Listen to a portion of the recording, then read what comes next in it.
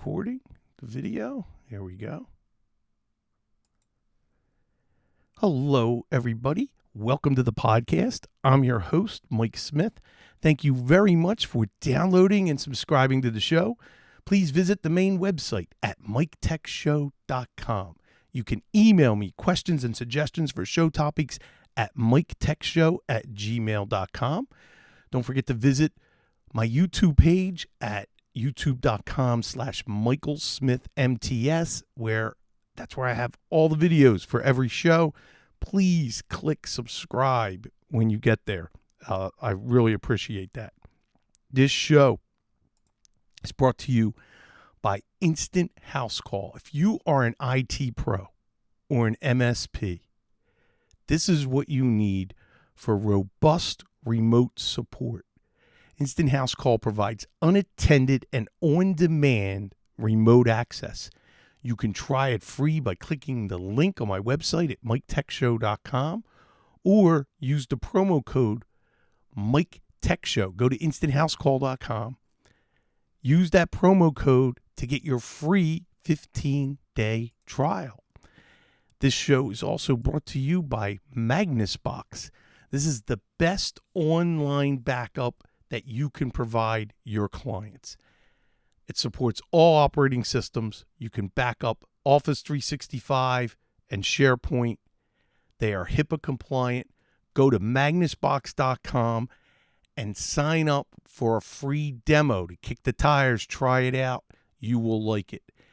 If you sign up and you mention that you heard it on the Mike Tech Show, I would really appreciate that. But you also get free white labeling, and your first 3 months, the platform fee is half price. Go to magnusbox.com.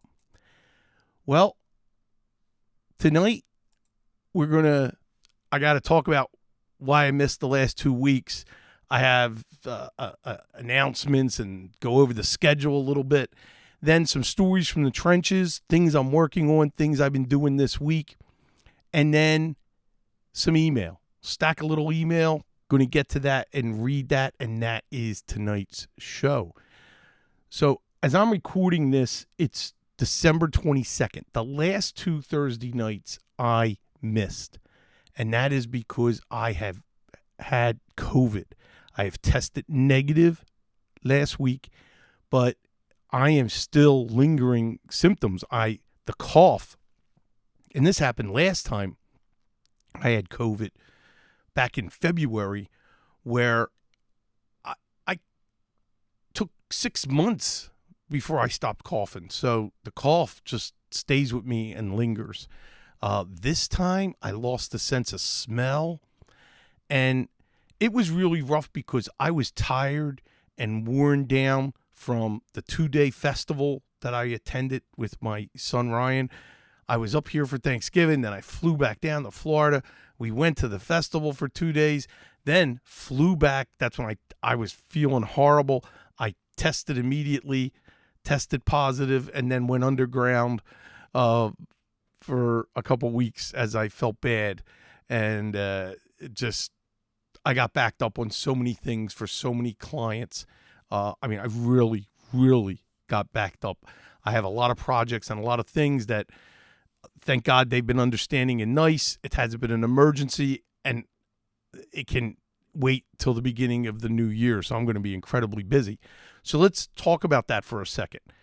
First, I want to wish everybody a very Merry Christmas if you're celebrating Christmas, or if you were celebrating Hanukkah, Happy Hanukkah this week. But Christmas is Sunday. Look forward to that. On Wednesday, the 28th, I fly back to Florida, where I'll be there until the end of June. And next week's show, the 29th, all goes well.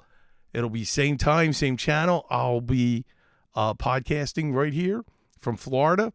Then the post show, I want to test the Discord video. Now, Discord is the forums that I always talk about and announce. There's an invite in the show notes for you to sign up. It's free, and that's where we chat about the Mike Tech Show. and there's lots of activity there. It's great. Well, Discord allows you to have video. So go check it out and sign up, because New Year's Eve, I will be doing my annual New Year's Eve show, but you can be part of it. Like last year, sign into Discord, sign up, and then join with video live next week. That will be very, very cool on New Year's Eve. I'm going to start at 10 p.m. Eastern time, ring in the new year across. Now, last year, I always like to end at 3 a.m. Eastern time, because now took care of the West Coast. But we had someone on from Alaska, and he said, hey, what about me? And I'm like, okay, so I will hang in there till 4 a.m. So I will, let's see how inebriated I am by that time, as we've, killed some champagne. So I'm looking forward to that. I have a lot of fun. And please join the discussion, or if you don't feel like joining the discussion, come right back here to the Twitch channel and watch what's happening. And that will not be recorded. So there's no way you can see any of that or hear any of that unless you attend live. Hope to see you there. All right. With that, let's talk about what I have been working on. And this is lots of little things. So a noise coming from a computer for a client. And I sent my son out to the client. I think that was on Tuesday. And that was after a client's Christmas lunch that we were invited to. And that's my biggest client. And it's a manufacturer. And we had and there's a new owner now, and it was a great time, great food spread, and Santa and the Grinch was there taking pictures with us and everything. So it was a lot of fun. Then my son went to the client and opened up the system, turned it on so we could find out what this noise is. Well, it's the CPU fan of a Dell Optiplex 7050. So I ordered that this week. It'll be in Tuesday of next week. So taking care of that. Now, we're into same client, different employee. Interesting. We always hit the limits of 50 gig on Outlook 365. And what's always confusing about my client, they are SureWeb. So SureWeb allows even more than 200 gig. And when I set them up, I put 200 gig as a setting, because at the time that was the max. That's not good. So anymore, I set the limits when I'm setting up someone through SureWeb hosted exchange. I set them up for a 50 gig limit, because that matches the limit of an OST file. And now client hit the limit. We found 2 folders. They use Mail Manager to archive the messages, so he really can delete a lot. So there is a folder that has a backup of every email that's filed. So it's like they double the storage of their OST. We got rid of a lot, shrunk the email down. We were able to quickly get rid of 10 gigs, so it gives them some breathing room, and we were able to continue. I'm seeing that more and more now with clients hitting the limit. It's people that deal with large attachments, and they don't have a real good filing system or document management system in place, and therefore Outlook becomes their document manager. And I'm sure everybody listening is shaking their head saying, yes, we have a lot of clients like that. And it's always a battle teaching clients how to archive, how to move messages to another PST. And then you got to make sure that PST is included in the backups in case something happens with their system. If they have a server, that's fine. But I hate pulling PSTs across a network from a server, unless it's a really good network. And I don't like doing that because there's always slowdowns and anomalies and issues with Outlook in that space. So I do like archiving, but I got to make sure that PST, that Outlook's closed, and that PST is either copied over to the server so the server backup takes care of it, or, hey, I got Magnus Box running on that system, and it's backing up the PST to the cloud. So either way, I'm getting a hold of it. So wanted to mention that because that happens a lot. Have a couple things I still got to get to tonight, where I got an email of a couple people, 2 different clients, where one, the person was terminated. I didn't ask the questions. Another one, the person left. Wait, the week before Christmas, you're changing jobs or leaving a company? Boy, I know I would never do it. I was never in a position to do that. So I would always, when I changed jobs in the corporate world, it was always planned, always minimum 2 weeks notice, and took care of everything and made sure, that, hey, the companies that I've worked for, they would always be great references, never had to need them right now. So, let's talk about a client of mine who's actually my bookkeeper, is on the board for an organization that meets at a country club in the area. And that country club, they have a space where they do a hybrid monthly meeting over Zoom, where there are attendees there and there are people joining Zoom. They hate the sound. He said, Mike, it's a mess, because now that he's on the board, he attended the one meeting. The sound's not good. The Zoom people can't hear them. We can't. It's, Mike, can you come out? Let's check it out. So we were out there yesterday at the country club, and which, by the way, is now a potential client for me, because the director there met with my son and I, with my friend, and what a great referral. What a great referral for myself, where they said, oh my gosh, this is what we need for helping them with the sound. And I'm going to describe it in a second, what I'm going to be doing for the solution, and how many companies and different organizations meet there and are always strapped with the technical side of getting things up. And the country club doesn't seem to provide a lot of technical assistance.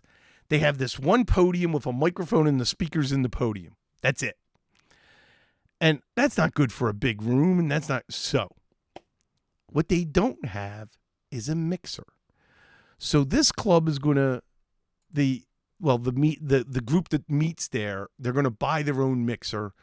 As a matter of fact, I just spec'd out my Mackie mixer that I have here in Pennsylvania, and the same mixer in Florida. It's like $250, and the big thing is it's USB.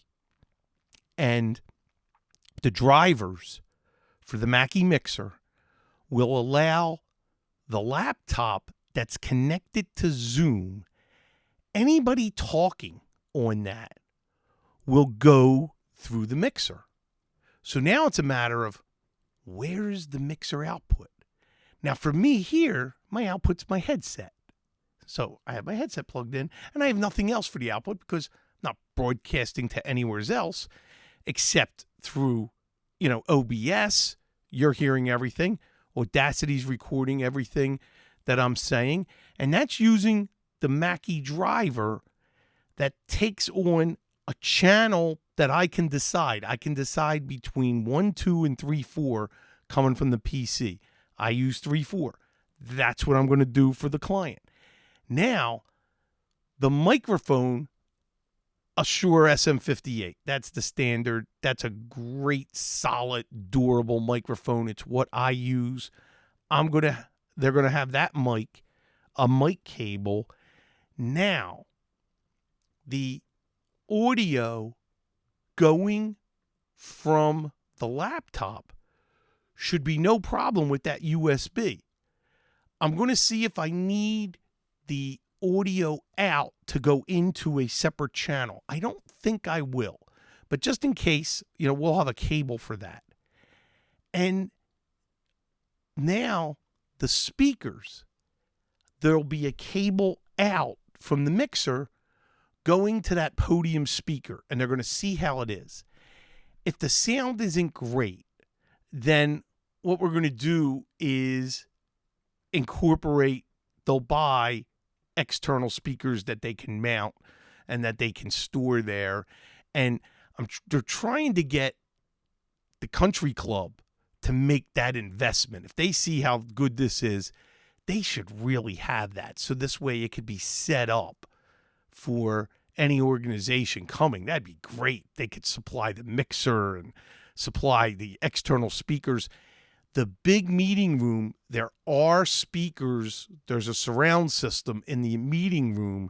So if they meet in a bigger room, that their main meeting room, then we can tie the mixer to their sound system. So that is not a problem. We just need once you get a mixer, because we're mixing multiple inputs, multiple outputs, and anytime you hear that where you have multiple sources or multiple destinations, that's why a mixer was invented. So that should solve that problem. He knows I've been podcasting for 17 years, and so when you have an audio question, it was great being able to use that now and possibly leveraging that for referrals. And they're going to recommend, they asked me for a stack of business cards because they're going to ask for us, any company coming in. And let me tell you, if we help with a great meeting and presentation, who are they going to go to for IT support or for something bigger, which is what I want, for the companies. So just something I never expected as a way in for getting referrals and to take advantage of that and to get some more business. So wanted to throw that out there for everybody. If you're looking for additional clients, you never know what you can leverage. And I am going to be leveraging, what I know and what I can do with audio. Two other things here before we get to the email. First time ever, and I will have a link to the form, and you got to be very, very careful. Have a client that needed to delete a Microsoft account. And there is a very specific process and form that you got to go through to delete a Microsoft account. So I had to do that today. This week, I had to do it. I think I was doing that Tuesday night. So I want to share that. And then finally, I have, and I talked about this a while ago, I help support some websites for a few HOA communities in the suburbs. I have a client in one of those that sits on they sit on the board, at least I don't think so now, but they sat on the board years ago, and they were notified by their web guy was retiring. And he did these 5 HOAs of really old HTML websites. They submit different pictures for changing or text or update some reports, and they recommended, they asked me, could I take it over? And I'm like, I'm not a web guy. Remember that. Don't ask me to make design changes, but to maintain and just edit, sure. And I charge them in 15-minute blocks of whatever it takes. It's not a lot of money, but it's something. And, it led to some little business within the HOA for some residential. That's fine. Well, here's what this is going to. The one HOA wants to eliminate what they're doing now because the property management company that oversees all these HOAs now has their own portal, and every resident has their own login, and they can see things. It's all organized. I have nothing to do with that. So they only need a page that changes the pictures, maybe updates the contact information if someone changes. Very simple. And my son and I met with a lady who is retired and taught design. This was interesting. And she's not a web person so much, but she has InDesign 6 and created a 2-page website. Very simple. She was easily able to make them PDFs. The 2 PDFs, they're beautiful. They're gorgeous. How do I get that to an HTML? Now, there's an export to HTML from InDesign. I don't know InDesign. But when I did the export, it messes everything up. It doesn't look right. How can I get the layout that was designed in InDesign? I don't even know if I can. And make it into a published web page. Can I take the PDF and do that with something? This is a skill set beyond what I'm doing, and maybe I'm missing something simple. Could use some help on this. If someone would email me, MikeTechShow@gmail.com, would greatly appreciate that, so I could use some assistance. Okay. Let's see. Maybe PhotoRay has an idea. Let's see. Oh, Taz put something in the chat. He says, this was about, leaving your job. He said, could be worse. I remember a story of a guy that got fired on Bring Your Kid to Work Day. I remember that. I remember you we discussed that. Yes, that would absolutely be the worst. There's just no question. No question. Couple things. This is from Dexter, and it's going back a few weeks. So Dexter, sorry it's taken so long to cover this. What is the best way to do common vulnerabilities and exposures, CVE? Has anyone have recommendations implementing 2-factor authentication on Active Directory on-premise login? It's a good question. I have not. I have no experience in that. If anybody does, that would be great. Please let us know. Have you pushed Synchro Agent out through Active Directory? No, I have not.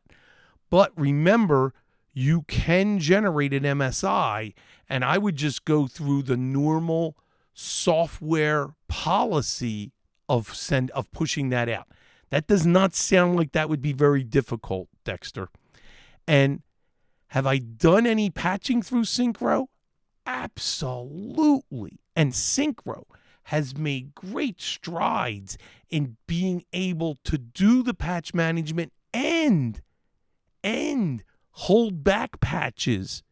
And that's all about the policy. Dig deep into implementing policies where you can control when do you want the updates. And you can even update third-party software. So it's all about the policies and implementing those policies. I would pick a client, I would work on a test policy, and I would pick the updates and when do you want them. You know when Patch Tuesday is. So what day of the week, that week, do you want patches to be applied? And then pick that day for every month and have it do the updates. So that's something you definitely want to take a look at, and it absolutely can be done. We are doing that. This is from Bob. Long story short, if you use Google Maps, now Google can track your location on any of its services. I bet Apple will shut this down within a month. That is very interesting. And he sent me a snapshot of, about this. And, anything we do with Google, we got to assume they are absolutely keeping all of that information. And that's why people, and I've done shows on leaving Google and how to do it. And let me tell you, it is not easy. And I live on Google Maps for my car. Any car I'm in, I am using Google Maps. I cannot live without it. So, nor can my son. So, very interesting. Now, Kate stirred the pot a couple weeks ago by sending me an article, and I talked about that for the technicians stealing information from a system that they're working on. And I'm like, I couldn't even consider that. How can that be? And she wrote me after show 850, thanks for the shout out, Mike, on this week's episode. I'd be happy to participate in a discussion about how we don't steal customers' data, but other techs might. I do want to put something like that together. With the right parties involved, that could happen on New Year's Eve. Let's see how serious we want to get.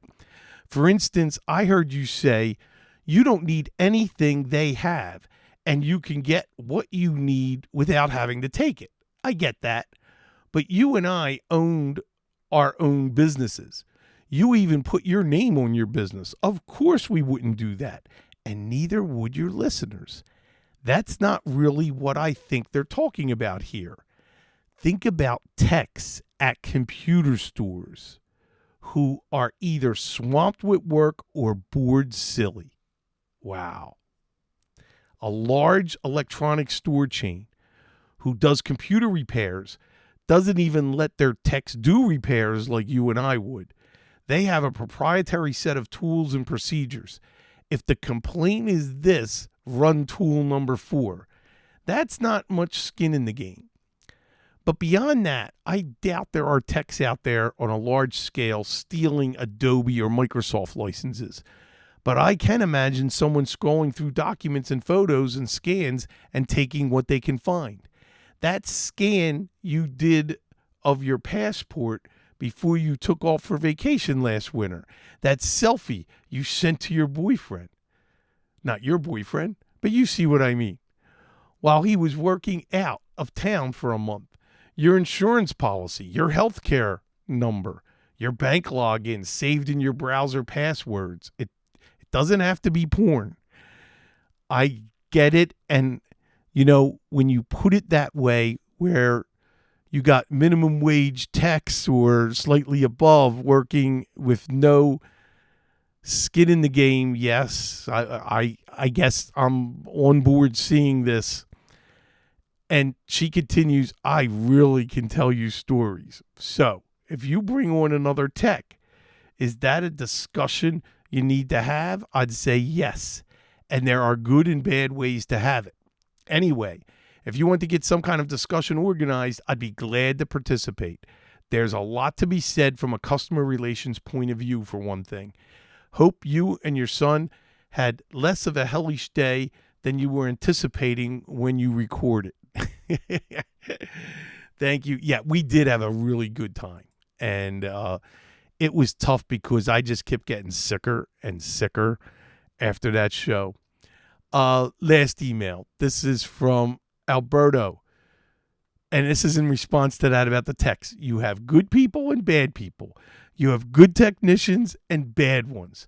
You don't do it, you or your son, but technician B can do that. Yeah, you are absolutely correct, Alberto, that along with Kate, there's bad guys, there's bad people. There's always bad people. So that's something that we got to deal with. And Kate's right. And I think that's what I have not hired a technician in, except for my son, for working for me for MHS Consulting. And that's the kind of stuff that scares me.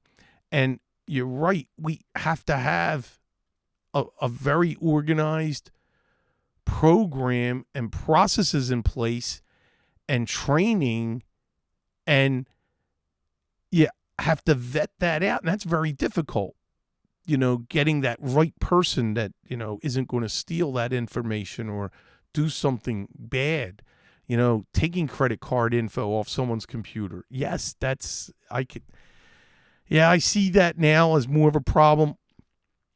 My son and I would never even think of doing that. That's why I couldn't even consider it. But I believe that that's out there, and it could be it is bad. And you have to have good procedures in place.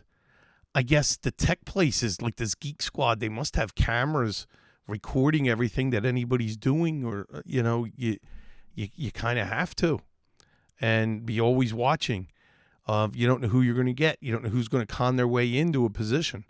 So, Kate, thank you for engaging in the response. I really appreciate it. And if we do get a discussion together, I will absolutely, bring you into the fold. So thank you for offering that. That is it for the last show before Christmas. Then the last show of the year will be next Thursday. Everybody, please have a safe and great Christmas with you, your loved ones, your family, and hopefully that this is a tough time of year also for anybody that's lost anybody. And I know this is a tough time. So think about those people that have lost someone close in their lives and reach out to them during the holidays. Make sure that they're okay. And I think that's a great thing to do. And I believe in karma. And I believe that if you do good things are going to come back to you and help you. Everybody have a great Christmas. Happy Hanukkah. And I'll see you next week. Same time, same channel. Bye-bye.